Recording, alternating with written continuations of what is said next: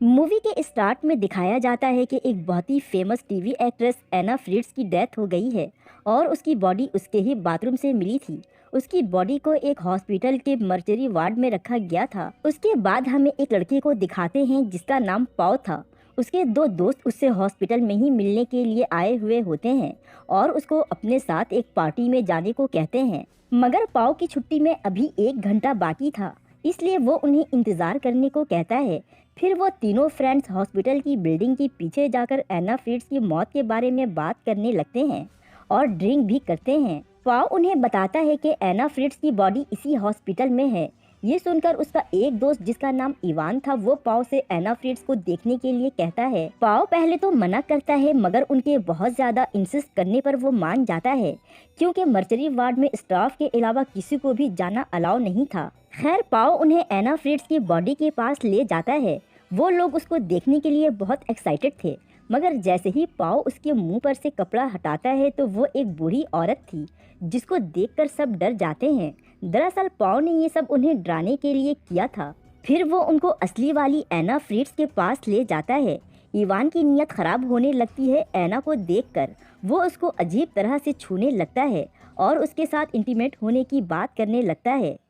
पाओ और उसका दूसरा दोस्त उसको समझाते भी हैं कि ये गलत है और वैसे भी एना अब मर चुकी है, लेकिन इवान तो किसी की भी सुनने को तैयार नहीं था और वो कहता है कि मुझे कोई फर्क नहीं पड़ता है कि एना जिंदा है या मर गई है। फिर पाओ भी बताता है कि ऐसा वो पहले भी एक डेड लेडी के साथ कर चुका है और अब कुछ कुछ पाओ का भी एना के साथ इंटीमेट होने का मूड हो गया था। उनका तीसरा दोस्त जो काफी शरीफ था वो उनका साथ देने से इनकार कर देता है, मगर वो वहीं पर उनके साथ ही रहता है। फिर इवान उन दोनों को रूम से बाहर जाने को कहता है और एना के साथ इंटीमेट हो जाता है। इवान के बाद पाओ आता है, फिर वो एना के साथ इंटीमेट होता है, मगर इंटीमेट होते वक्त एना अपनी आंखें खोल देती है, जो देखकर पाओ बहुत डर जाता है और अपने दोनों दोस्तों को जाकर बताता है। पहले तो उन्हें भी यकीन नहीं हो रहा था कि एक मरी हुई लड़की कैसे जिंदा हो सकती है, मगर जब वो लोग एना को आकर देखते हैं तो वो असली में जिंदा हो चुकी थी। वो जिंदा तो हो गई थी, मगर कुछ बोल नहीं पा रही थी। इवान ये देखकर बहुत घबरा जाता है, क्योंकि उसने एना के साथ जो घिनौनी हरकत की है, उसको डर था कि वो ये सब बाहर जाकर सबको बता देगी, जिससे उन लोगों को जेल हो जाएगी। इसलिए अब वो एना को मारने का फैसला करता है, मगर उसका जो तीसरा वाला दोस्त था वो इस बार भी उसका साथ देने से मना कर देता है और एना को पानी पिलाता है और साथ ही कपड़े भी देता है। जिसके बाद वो अपने दोस्तों को समझाता भी है कि ये ठीक नहीं है, अगर तुम एना को मार दोगे तो कातिल भी बन जाओगे। इसी तरह इवान और उसके दोस्त के बीच में बहस बढ़ने लगती है, जिस पर उसका तीसरा वाला जो दोस्त था वो गुस्से में इवान को कह देता है कि तुमने जो किया है एना के साथ, तुम्हें उसकी सज़ा तो मिलनी ही चाहिए। अब इवान को भी गुस्सा आ गया था और उन दोनों की ताबड़तोड़ लड़ाई हो जाती है। लड़ाई के दौरान गलती से इवान अपने दोस्त को इस तरह से धक्का दे देता है कि उसके सर में चोट लग जाती है, जिससे उसका बहुत ब्लड निकलना शुरू हो जाता है और अगर उसको जल्दी से इलाज के लिए लेकर नहीं जाया गया तो उसकी मौत भी हो सकती थी। एना ये सब देख रही थी, मगर उसकी बॉडी में कोई मूवमेंट नहीं हो पा रही थी, क्योंकि वो काफ़ी टाइम बाद जिंदा हुई थी। इसीलिए फ़िलहाल वो एक तरह से पैरालाइज हो गई थी। दूसरी तरफ वो लोग अपने दोस्त को इलाज के लिए लेकर जा रहे थे।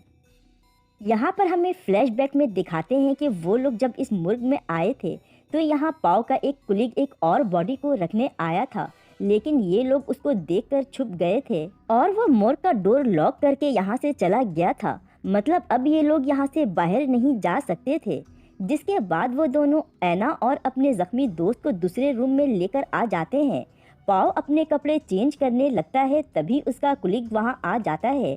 एना चीख कर उससे हेल्प मांगने की कोशिश करती है, मगर उससे पहले ही इवान उसके मुंह पर हाथ रख देता है और पाओ अपने कुलीग के पास जाकर उसको बातों में लगाकर रूम से बाहर ले जाता है।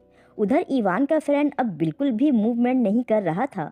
एना कहती है कि अब शायद तुम्हारा दोस्त मर चुका है। थोड़ी देर में जब पाओ वहाँ आता है तो उसको भी पता चल जाता है कि उनका दोस्त अब मर चुका है। वो रोने लगता है, जिस पर इवान पाओ को तसल्ली देते हुए कहता है कि ये हमने जानबूझकर नहीं किया, ये सिर्फ एक एक्सीडेंट था। एना जो उनकी सब बातें सुन रही थी कहती है कि तुम इन सब के जिम्मेदार हो और तुम्हें ये सब करने की सज़ा ज़रूर मिलेगी। इवान उस पर ऐना को चुप कराकर पाव के साथ रूम से बाहर आ जाता है और उसके साथ प्लान बनाता है कि हमें ऐना को मारना होगा, नहीं तो वो बाहर जाकर सबको ये सब बता देगी और हमारा करियर, फ्यूचर और पूरी ज़िंदगी बर्बाद हो जाएगी। दूसरी तरफ ऐना ने भी अपने आप को स्ट्रेचर से गिरा लिया था और उनके उस दोस्त के पास से जो कि मर चुका था उससे फ़ोन लेकर हेल्प के लिए कॉल करने लगती है। मगर इससे पहले कि कोई उसकी कॉल पिक करता, इवान और पाव वहां आ जाते हैं और उससे फ़ोन छीन लेते हैं और ऐना को दोबारा से स्ट्रेचर पर डाल देते हैं। उधर दोबारा से उस फ़ोन पर कॉल आती है और ये कॉल उसी नंबर से आई थी जिस नंबर पर ऐना ने हेल्प के लिए कॉल किया था। इवान रॉन्ग नंबर कहकर उस कॉल को कट कर देता है और पाव ने ऐना का मुंह दबाया हुआ था ताकि वो चीख ना दे। दरअसल ऐना ने जिसको कॉल की थी वो उसके फादर थे। फिर इवान ऐना को दूसरी जगह लाकर उसके स्ट्रेचर को धक्का दे देता है और उसको थप्पड़ मारता है और कहने लगता है कि शायद तुम भूल रही हो कि अभी से थोड़ी देर पहले तक तुम सिर्फ एक लाश थी और अब मैं तुम्हें दोबारा से लाश बना दूंगा। इतना कहकर वो पहले अपने दोस्त की लाश को डंप करने जाता है और इतने में पाव ऐना को बांध रहा था। ऐना उससे कहती है कि तुम्हें इवान का साथ देने की ज़रूरत नहीं है क्योंकि वही असल गुनहगार है और उसी ने तुम्हारे दोस्त को भी मारा था। उस पर पाव कहता है कि हाँ, वो तो मुझे पता है कि एक्सीडेंटली उसने हमारे दोस्त को मार दिया है। उस पर ऐना उससे कहती है कि नहीं, जब तुम बाहर गए थे तो इवान ने तुम्हारे दोस्त का गला घोंटकर उसको मारा था। पाव उसकी बात सुनकर ऐना के मुंह पर टेप लगा देता है और खुद अपने दोस्त का खून साफ करने लगता है। इवान भी अपने दोस्त की लाश को डंप करने गया हुआ था। इस बात का फायदा उठाकर ऐना वहां से भागने लगती है। वो क्रॉल करते हुए मुर्ग से बाहर आ गई थी। इवान जब वापस मोर्ग में आता है ऐना को देखने के लिए तो वहां पर ऐना को ना देखकर वो समझ जाता है कि ऐना की बॉडी अब मूवमेंट करने लगी है और वो भाग गई है। वो ये बात जाकर पाव को बताता है। फिर दोनों ऐना को ढूंढने लगते हैं। उधर ऐना क्रॉल करते हुए लिफ्ट तक पहुंच चुकी थी। लिफ्ट का दरवाज़ा बस बंद होने ही वाला था कि इवान वहां आ जाता है और दरवाज़ा को बंद होने से पहले ही रोक लेता है। फिर वो दोबारा से ऐना को पकड़कर मोर्ग में ले आता है। वहां पाव इवान से सवाल करने लगता है। वो कहता है कि तुमने ही हमारे दोस्त को मारा है ना? जिस पर इवान कहता है हाँ, मैंने ही मारा है। जो कुछ हुआ सब कुछ तुम्हारे सामने ही तो हुआ है। मैंने उसे कोई जानबूझकर थोड़ी ना मारा था। यहाँ पर इवान थोड़ा नर्वस हो गया था लेकिन उसको फिर सब समझ आ जाता है कि ये सब ऐना ने पाव को बताया है ताकि हम दोनों खुद ही आपस में लड़ाई करें। फिर दोनों ये सोचते हैं कि ऐना को किस तरह मारा जाए कि किसी को शक भी ना हो।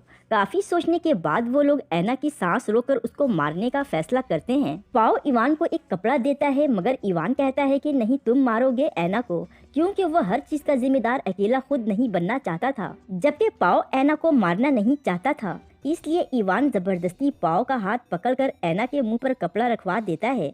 थोड़ी देर बाद दम घुटने की वजह से ऐना की मौत फिर से हो जाती है। फिर वो लोग ऐना को मुर्ग में रखकर वहां से जाने लगते हैं मगर जाते वक्त पाव ऐना के मुंह से कपड़ा हटा देता है और ऐना अपनी आंखें खोल देती है।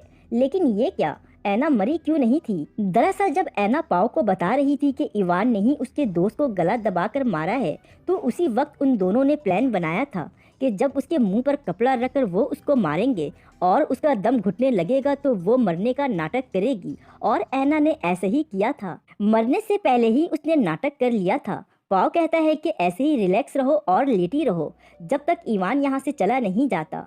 खैर सब कुछ चेक करके अब वो दोनों वहाँ से जाने लगते हैं मगर इवान के वॉलेट में उसका आईडी कार्ड नहीं था। उसको लगता है कि वो कहीं मोर्ग में ही गिर गया होगा, इसलिए वो उसको लेने के लिए वापस जाने लगता है। पाव उसको काफी रोक भी रहा था मगर वो नहीं सुनता और जैसे ही वो अंदर आता है वहाँ वो ऐना को जिंदा देख लेता है, जिसके बाद उसको लगता है कि पाव ने भी उसको धोखा दिया है। इसलिए वो काफी गुस्से में आ जाता है और उसका गला दबाने लगता है मगर वो अपने पिछले दोस्त की तरह पाव को भी नहीं मारना चाहता था, इसलिए वो उसको छोड़ देता है। इतने में ऐना पीछे से आकर उसके गले पर सीजर स्टेप कर देती है और उसका गला भी काट देती है, जिससे इवान तड़प तड़प कर वहीं मर जाता है। ये सब देखकर पाव काफी घबरा जाता है और ऐना से कहता है कि तुमने ऐसा क्यों किया, हमें इसे मारना थोड़ी ना था।